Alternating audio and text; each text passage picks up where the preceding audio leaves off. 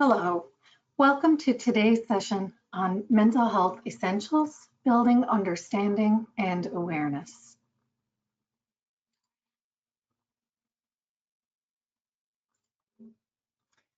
So why does mental health awareness matter? Well, mental health is a big part of our overall well-being, shaping how we think, feel, and act every day. But despite its importance, many people still don't understand it fully, and there's often a stigma attached to it. By talking more openly about mental health, we can break down these barriers and create a world where people feel comfortable seeking help when they need it. Raising awareness about mental health isn't just about dealing with mental illness. It's also about building resilience, encouraging empathy, and creating stronger, more supportive communities. When we understand mental health better, we can make our communities more compassionate and supportive for everyone, no matter what they're going through. Our main goal today is to give you a basic understanding of mental health and mental illness. And by the end of our time together, we hope you'll feel informed, inspired, and ready to handle any mental health issue with confidence and compassion.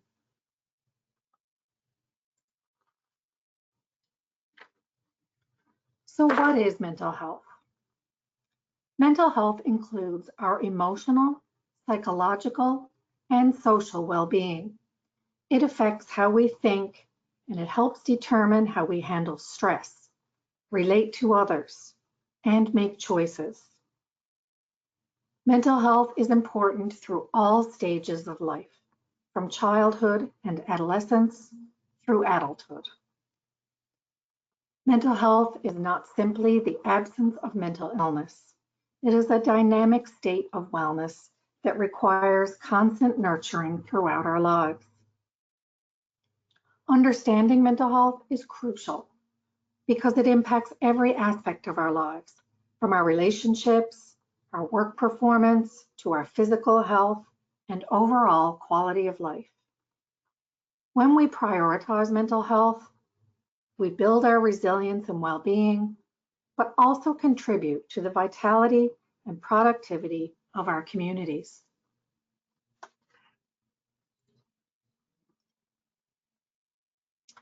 The World Health Organization defines mental health as a state of well-being in which the individual realizes his or her own abilities, can cope with the normal stresses of life, can work productively and fruitfully, and is able to contribute to his or her community. It is important to understand that mental health and mental health problems are not opposing conditions. For example, someone with a diagnosed mental illness can experience good mental health, while someone without a diagnosed mental illness can experience difficulties at certain times of stress, such as job loss, housing changes, and bereavement.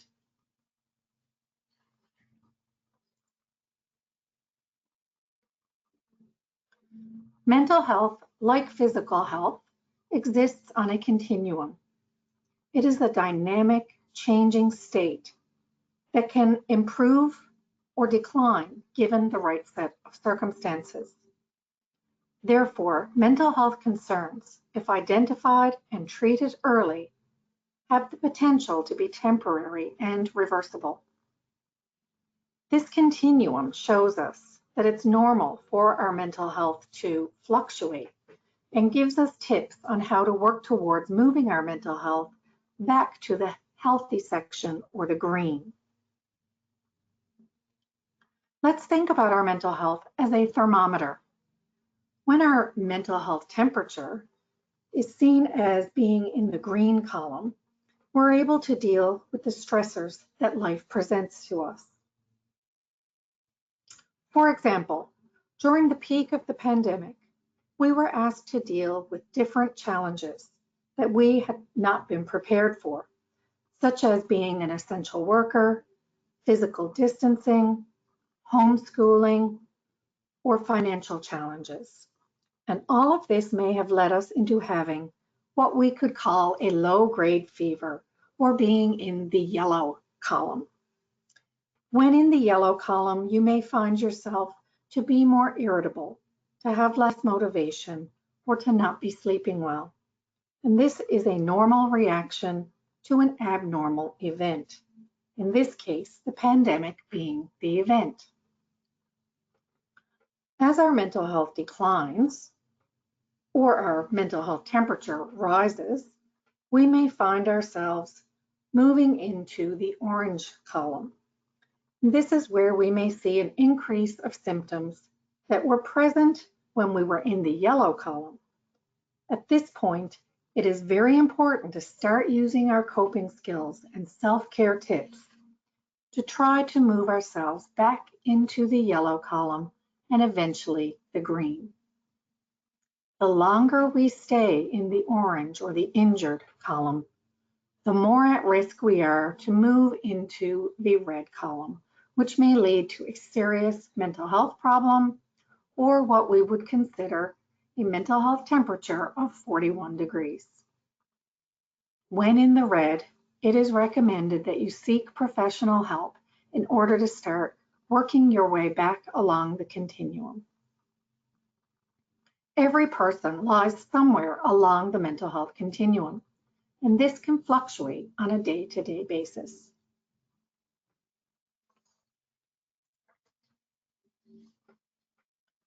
Another way to view mental health and wellness is with this dual continuum model.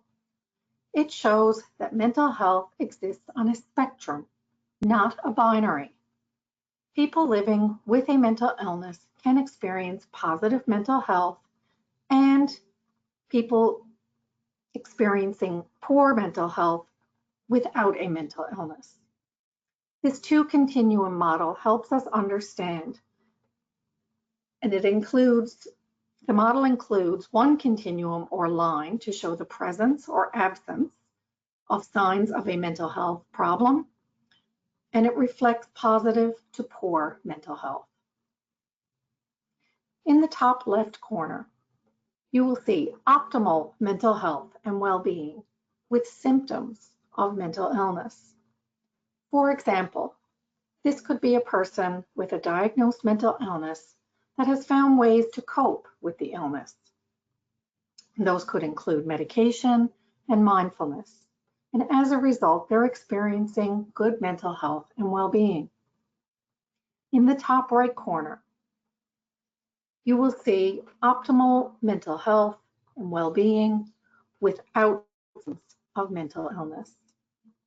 For example, this could be a person who does not have a diagnosed mental illness and is experiencing good mental health.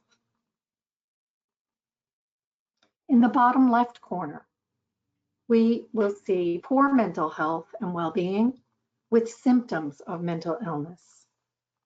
And an example of this could be a person diagnosed with depression who is starting a new medication. So they're still experiencing low energy and difficulty sleeping while they wait for their medication to take effect. And finally, in the bottom right corner, you will see an example of poor mental health and well-being without symptoms of mental illness. And an example of this could be a person who does not have a diagnosed mental illness, but they just started a new job and their parent recently moved into a nursing home. They're not coping well and are experiencing poor mental health and anxiety and well-being due to stress.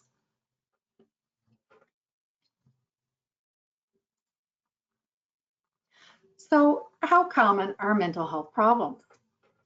The chances are that you or someone you know has had experience with a mental health problem. On the screen, you will see a graph that shows the prevalence of mood and anxiety disorders in Canada from 2012 to 2022. You will see that they have increased significantly during this time. According to data from 2022, over 5 million Canadians, or 18%, aged 15 and older, met the diagnostic criteria for a mood, anxiety, or substance use disorder in the previous 12 months.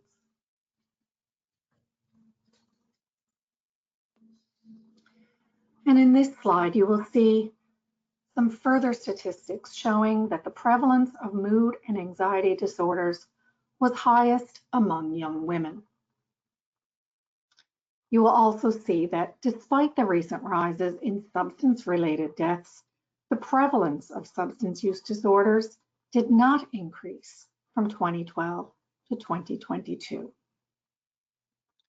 And finally, you will see there a statistic that states that more than 1 in 3 of those with a mood, anxiety, or substance use disorder reported unmet or partially met health and mental health care needs.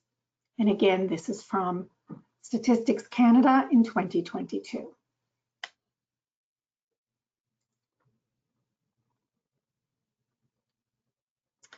When a person's mental health declines, it can become hard to enjoy life in the same way that they used to. They may feel run down mentally and physically. They may not be able to participate in daily activities in the same way that they normally do. Their behavior may change. For example, they may withdraw, they may isolate, they may act more aloof or erratic. For these reasons, mental health changes can affect many areas of life, including work, school, and relationships. We often see impacts to a person's sleep, appetite, energy levels, ability to think clearly or make decisions. We see impacts to their physical health, their overall life satisfaction, and these changes in a person's mental health can impact their coworkers, their family, and their friends.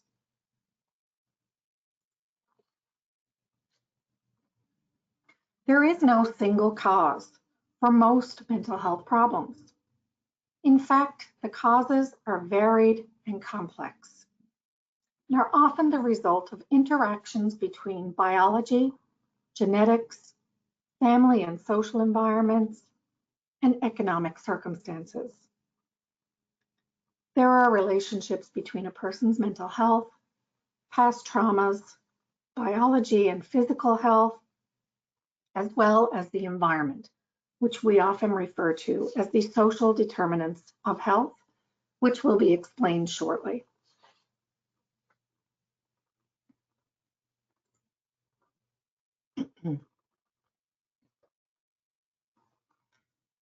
As just mentioned, it is likely that for many people there is a combination of factors, although different people may be more deeply affected by certain things.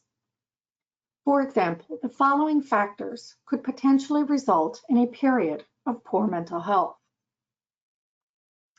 childhood abuse, trauma, or neglect, social isolation or loneliness, experiencing discrimination and stigma, including racism, social disadvantage, poverty or debt, bereavement, losing someone close to you, severe or long-term stress, having a long-term physical health condition, unemployment or losing a job, homelessness or poor housing, being a long-term caregiver for someone, or drug and alcohol misuse. Domestic violence, bullying, and other abuse as an adult, and significant trauma as an adult, such as military combat or being involved in a serious incident in which you feared for your life, or being the victim of a violent crime. Other causes could be purely physical. For example, a head injury or a neurological condition such as epilepsy can have an impact on your behavior and mood. It's important to rule out potential physical causes before seeking further treatment for a mental health problem.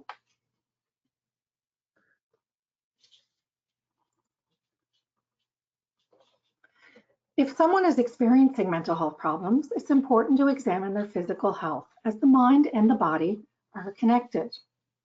There are many physical conditions that can affect a person's mental health. For example, depression is both a cause and an effect of physical illness. People with depression are 2 times more likely to experience stroke and 1.5 times more likely to develop cancer. On the other hand, 17 to 27% of people and 22 to 29% of people with cancer develop depression.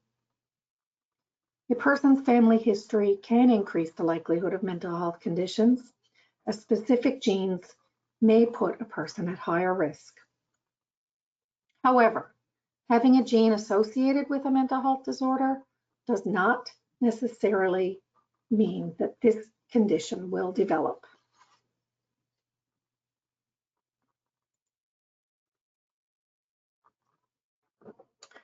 Traumatic experiences can be any negative experience that deeply affects a person. They are unsettling and contribute to a person's inability to adapt to the normal stresses of life. Traumatic experiences could include being in a car accident, witnessing terrible events, being abused, or living through a disaster or a war. Trauma, especially in childhood, causes health disparities. It is a root cause of adult disease and high-risk behavior, more likely to affect the most vulnerable people and populations.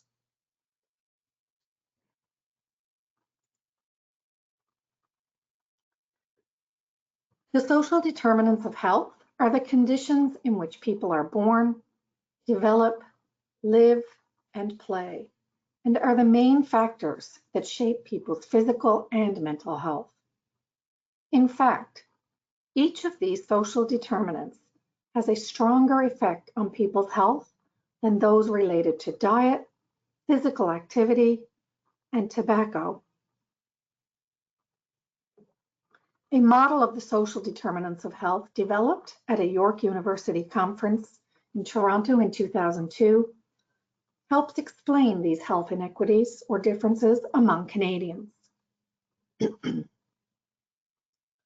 The 14 social determinants of health in this model are income and income distribution, education, unemployment and job security, employment and working conditions, early childhood development, food insecurity, housing, social exclusion, social safety network, health services, Aboriginal status, gender, race, and disability.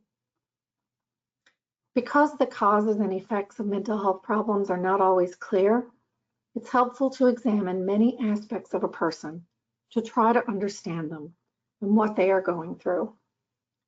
For instance, some people may lose their housing because of a mental health problem. Others lose their housing for economic reasons. But homelessness, whether that be a lack of a safe place to sleep, a lack of safety, and inadequate food, causes stress and confusion. As a result, the person's mental health suffers.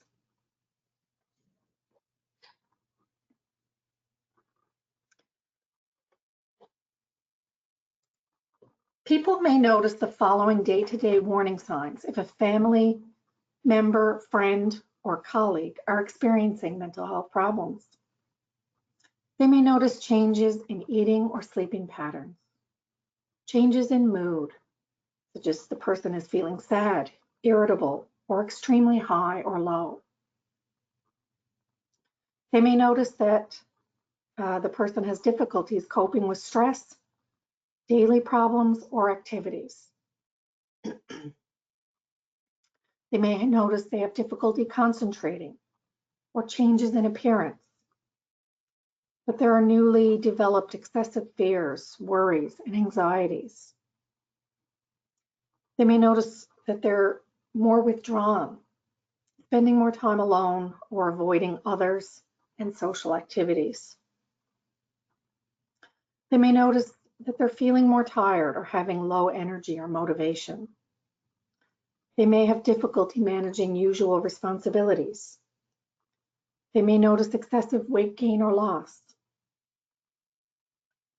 Or they may notice that someone has strange beliefs that are not based in reality. This is referred to as delusions. Or they may notice a person hearing or seeing things that aren't there. And these are called hallucinations. These are only examples of signs you may be concerned about. It's important not to judge or stereotype people based on these signs or any other possible indicators of mental health. Instead, if you are concerned about a friend, colleague, or family member, reach out, ask how they feel and how you can help.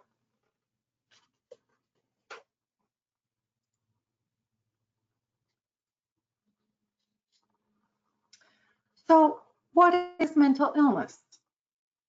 Well, mental illnesses are characterized by alterations in thinking, mood, or behavior associated with significant distress and impaired functioning. You may notice patterns of behavioral or psychological symptoms that impact multiple areas of a person's life that creates distress for the person experiencing the symptoms.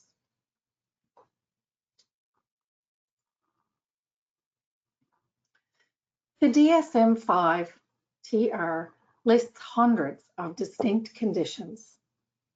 Anxiety and depression are among the most common mental health conditions that people experience. And while not a comprehensive list of every mental disorder, the following list includes some of the main disorders described in the 5th edition of the Diagnostic and Statistical Manual of Mental Disorders. The first is anxiety disorders.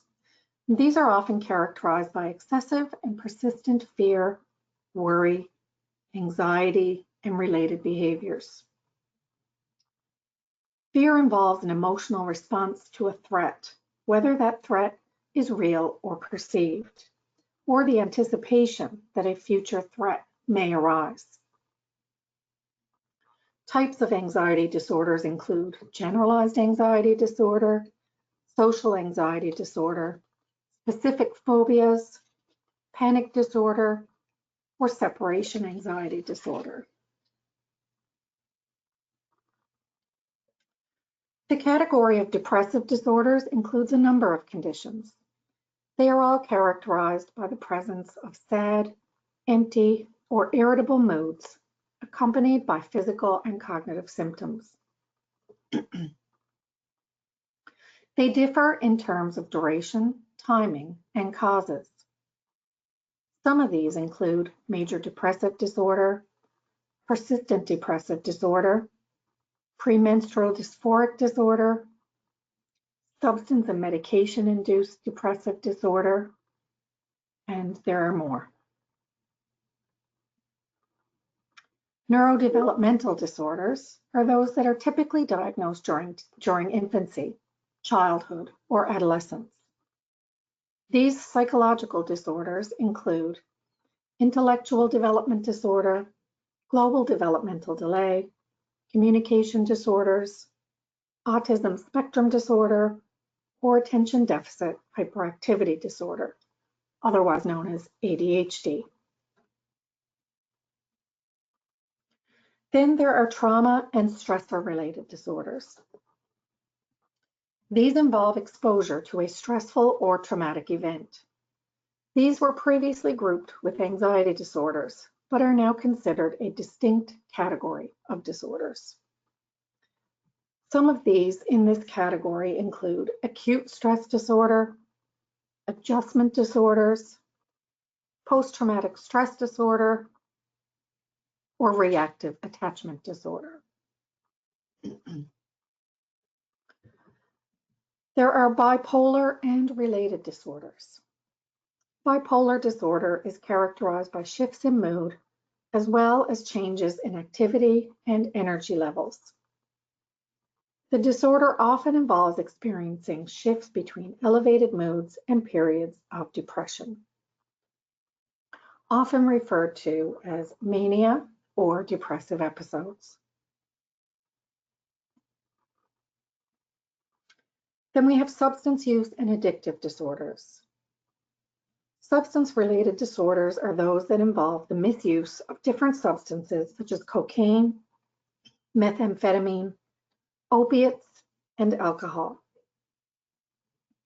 These disorders may include substance-induced conditions that can result in many associated diagnoses, including intoxication, withdrawal, or the emergence of psychosis, anxiety, and delirium. Some examples of substance-related disorders include alcohol-related disorders, cannabis-related disorders, inhalant use disorders, stimulant use disorder, or tobacco use disorder.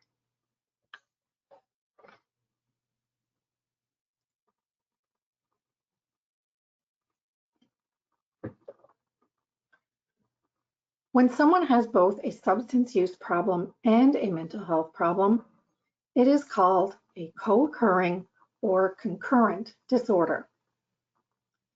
The relationship between substance use and mental health problems is more complex than simple cause and effect. There are 4 types of interactions. First, we have substance use and mental health problems that may be triggered by the same factor, for example, a traumatic event. Then we have mental health problems that may cause substance use problems to develop. For example, someone with an anxiety disorder may use alcohol to feel more at ease in social situations. Third, we have substance use problems that may cause mental health problems to develop. For example, a person who uses substances could become paranoid and experience psychotic symptoms. And fourth, we have substance use and mental health problems that may not interact, although both are present separately. Having either a substance use or a mental health problem greatly increases the possibility of having concurrent disorders. Specifically, more than 15% of people with substance use problems have co-occurring mental health problems. And at least 20% of people with a mental illness have a co-occurring substance use problem. These problems can look very similar, which makes it difficult for family members and professionals to know whether their loved one or client is experiencing a substance use problem or a mental health problem, or both.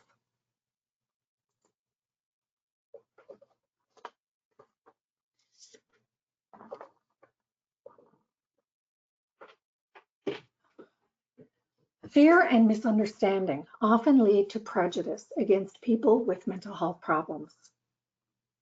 Many of these are unfounded and biased opinions, and discrimination is the physical act that is based on these beliefs. This is often referred to as stigma. When people experience prejudice and discrimination, they may feel ashamed and embarrassed. The stigma attached to mental health problems is a serious barrier, not only to diagnosis and treatment, but also to acceptance in the community. Prejudice and discrimination can seriously affect someone's well-being. It can stop many people from seeking treatment. It can affect relationships by changing the way others see them. It can hurt self-esteem by affecting how people see themselves. And it can affect people while they are experiencing problems, while they are in treatment, and while they are healing.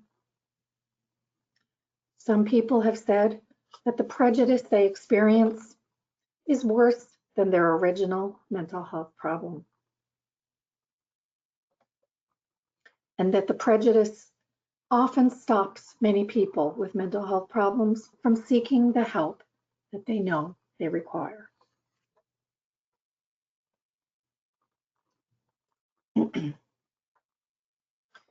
In fact, statistics show that 60% of people with a mental health problem or illness won't seek help for fear of being labeled.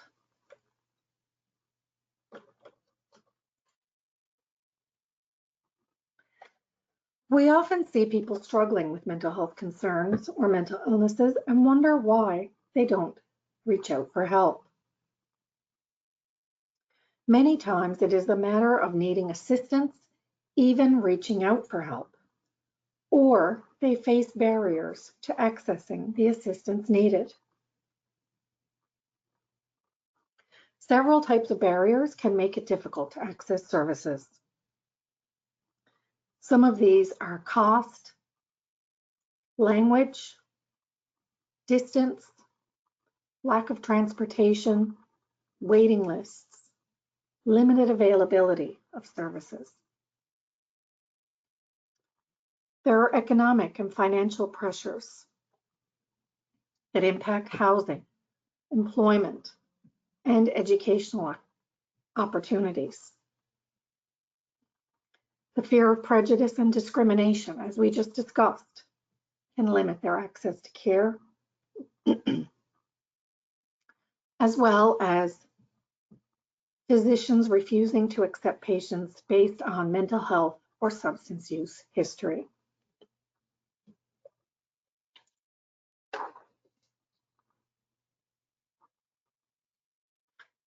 As noted in an earlier slide, a survey conducted by the federal government in 2022 noted that more than 1 in 3 people, or 36.6% of those with a mood, anxiety, or substance use disorder have reported unmet or partially met health and mental health care needs.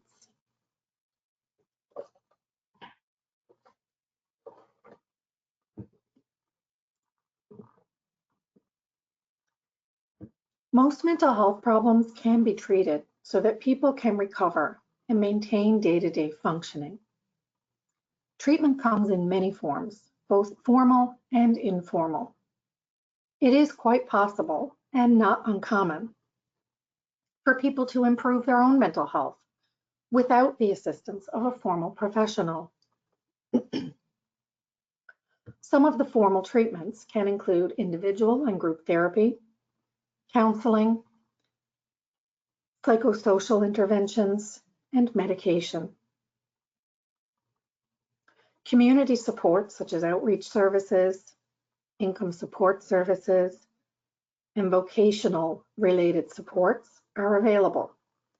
There are also peer support and self-help organizations.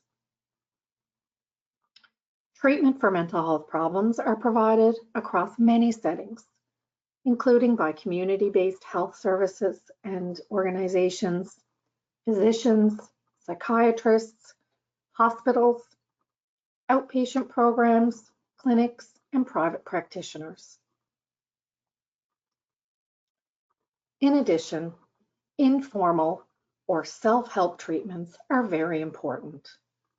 It can be helpful for people to learn to reflect on their thought patterns, emotions, behaviors, and body reactions to help them manage and cope with stresses in life.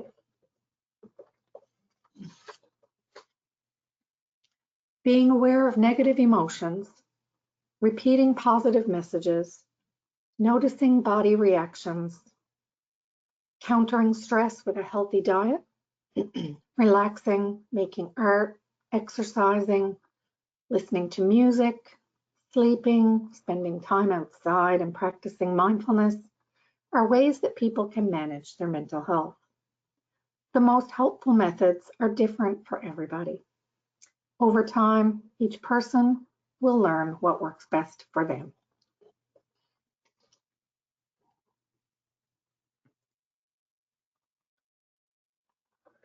The concept of recovery in mental health refers to living a satisfying, hopeful, and contributing life.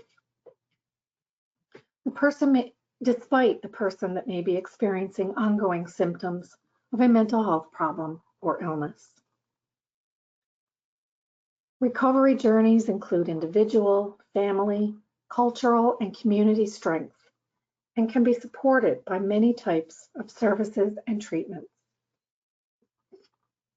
For many of us experiencing mental health problems, recovery is not just a word, but an actual process that is made possible by having a safe space to be ourselves, to find friends, family, and peers who know and understand our experiences. It's nurtured when our voices are heard and when we get to speak our stories of courage. Recovery is about hope.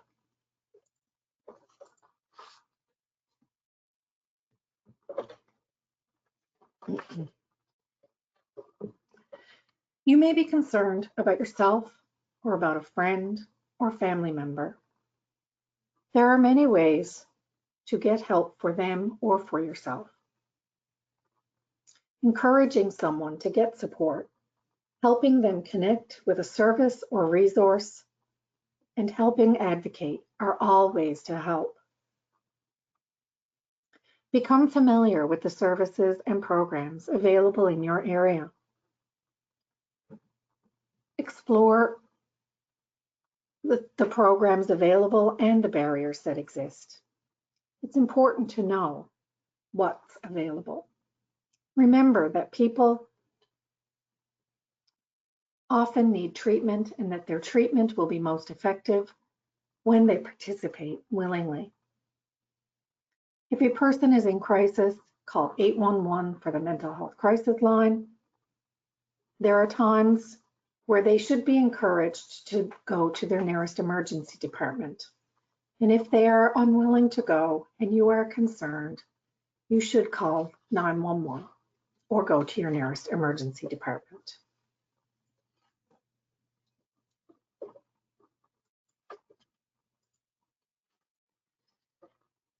It is also crucial to know the access points.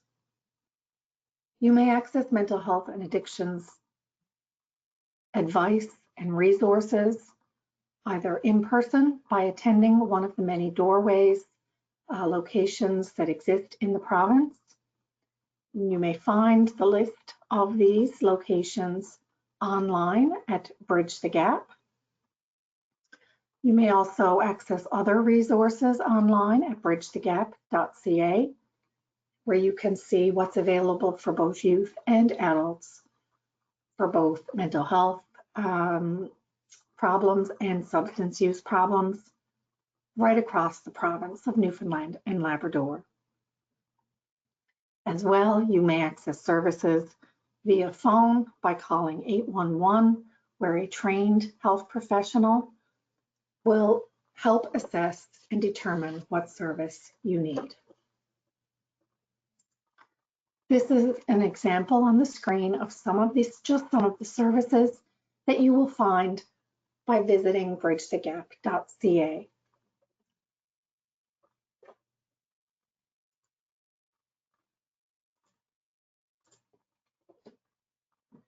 Thank you for your attention this afternoon, and I hope you find the information helpful.